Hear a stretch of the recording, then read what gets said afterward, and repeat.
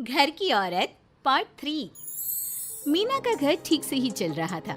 मतलब अब सास और बहू दोनों कमा रही थी, खुद की जिंदगी जी रही थी, मिलजुल कर रह रही थी।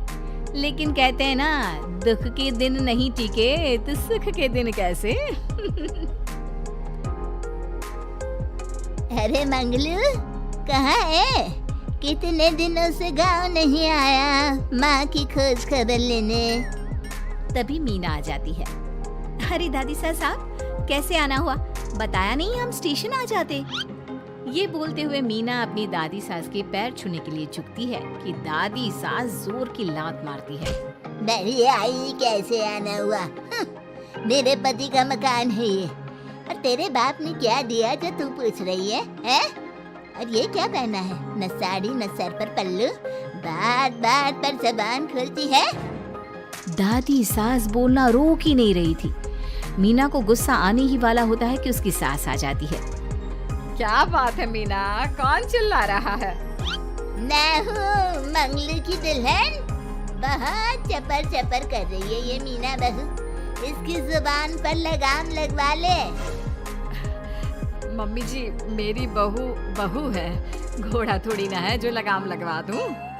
तभी वहाँ मंगलू यानी कि मीना का ससुर आ जाता है और मीना की सास को एक जोर का तमाचा लगा देता है। वाह, जुम्मा 2 दिन हुए नहीं कमाना शुरू किए, मेरी माँ के सामने होशियार बन रही है। मैंने बुलाया है माँ को। ये रहेंगी तो कम से कम इस घर की औरतें औकात में रहेगी। अरे जब से कमा रही है सर पर चढ़कर नाच रही है। चिंता ना कर मंगलू, मैं आ गई हूँ ना। दोनों को लाइन में लगा कर रखूंगी। दोनों बहू ने मेरे मंगलू की जिंदगी खराब कर रखी है। तभी वहाँ पोता यानी कि मीना का पति आ जाता है। पोता जो कि दादी का दीवाना था। दादी मुझे क्यों नहीं बताया कि आप आने वाले हैं? मैं गांव आ जाता कार लेकर आपको लेने। अरे तू तो जानता ही है, कार में बैठ नहीं पाती। पता नहीं बहुत दिनों से लग रहा था कि तू और मंगलू परेशान है। आज मन नहीं माना तो आ ही गई मैं। देख यहाँ आकर पता लग रहा है। क्या पता लग रहा है दादी? यहाँ तो सब ठीक है, किसी को कोई परेशानी नहीं है। क्यों माँ, क्यों मीना, क्या हो गया? इन दोनों को क्यों परेशानी होगी?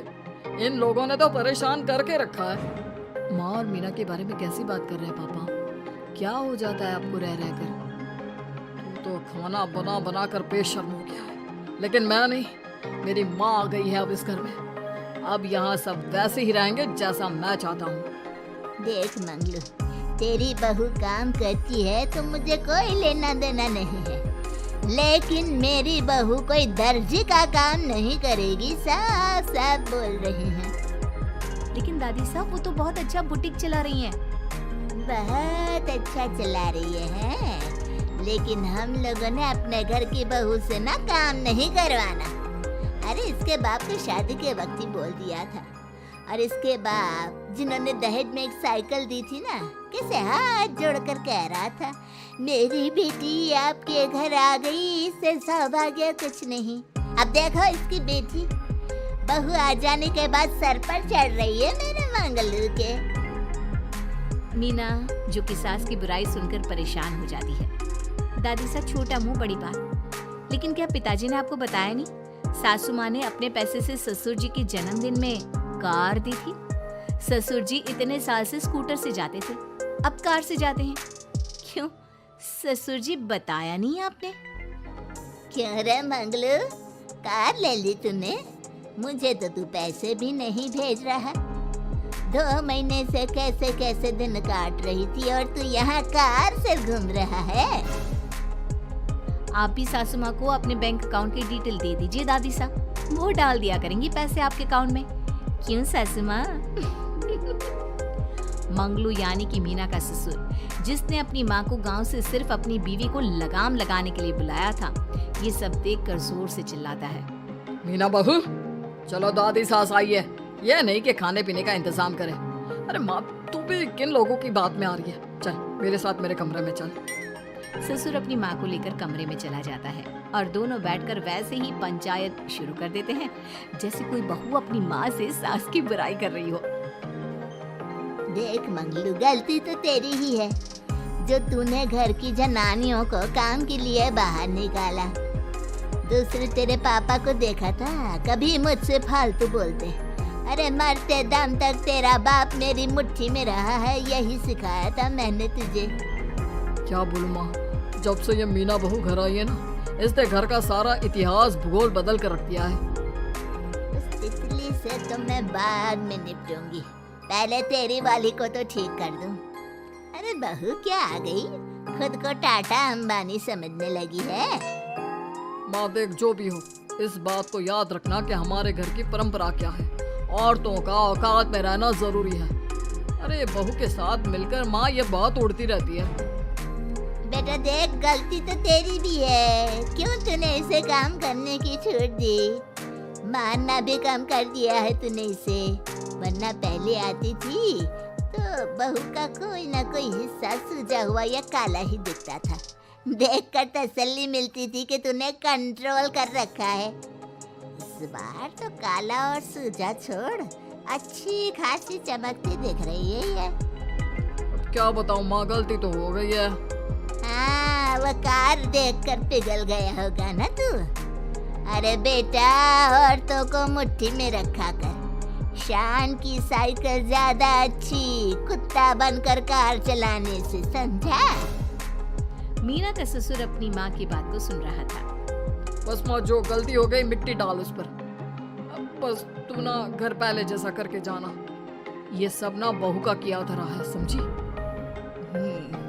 मतलब बहू को ठीक करना है तो बहू को लगाम लगाना होगा, ठीक है।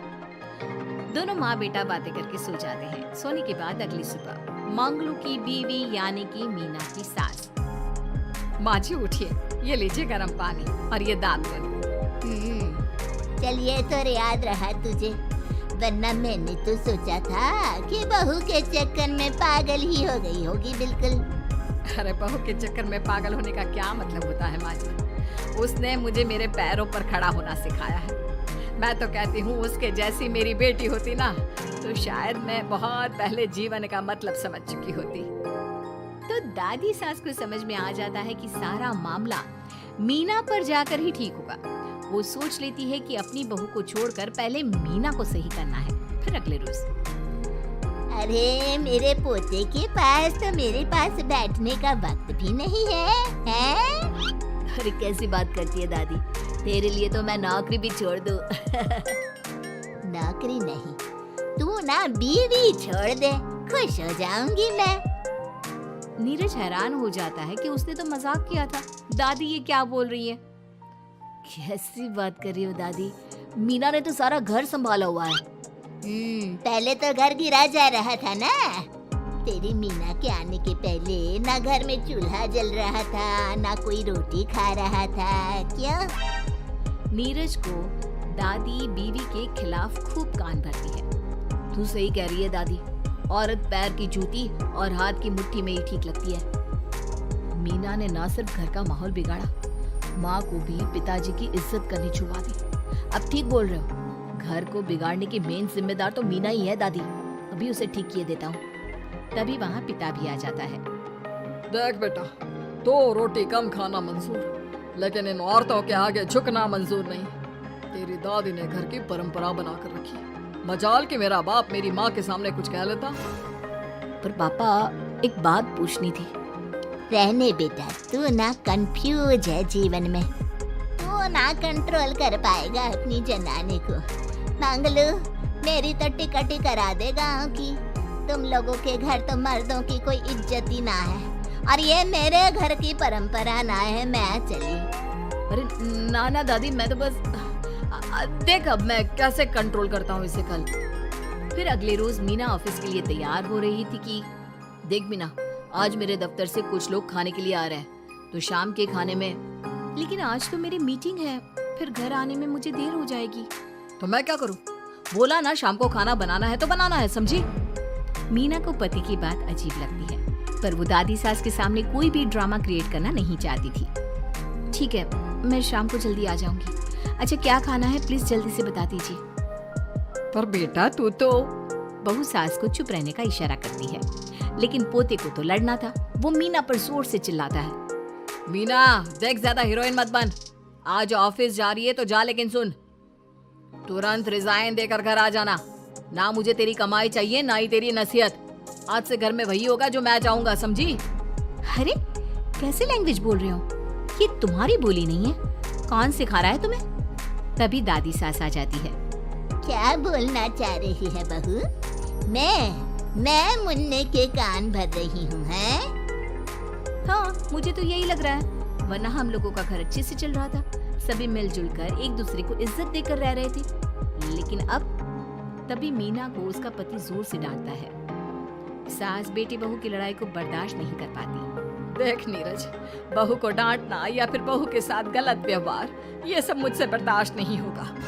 वाह रे वाह, सारी जिंदगी जो पति की डांट और मार खाती रही, अब बहू को थोड़ी सी डांट क्या पड़ी, गुस्सा आ गया। हाँ माँ, क्या हो गया? मैंने तो मीना को कहा कि देख नीरज, मेरी बहू को कुछ नहीं कहेगा तू। ये माँ ही होती है जो अपने बेटे को औरतों की इज्जत करना सिखाती है, लेकिन कोई औरत अपने बेटे से बहू को मारना या डांटना सिखाए तो ये शर्म की बात है। मैं नहीं चाहती कि तू औरतों की इज्जत ना करे, जबकि मैं खुद एक औरत हूँ। दादी सास बहू की बात सुनकर शर्म से सर नीचे कर लेती है। सच कहा सासू माँ, एक रानी ही अपने बेटे को राजकुमार की तरह पालती है, जो दूसरी औरतों का सम्मान करे। काश दादी सास भी पिताजी को अच्छे संस्कार दे पाती। मीना की बात सुनकर दादी सास उन लोगों से माफी मांगती है। मैं समझ गई बहू, औरतों की बेइज्जती करने को घर की परंपरा समझती थी, झूठी शान समझती थी। वो सब गलत है। औरतों की इज्जत से घर में माँ लक्ष्मी और सरस्वती का वास होता है। मुझे माफ कर दो।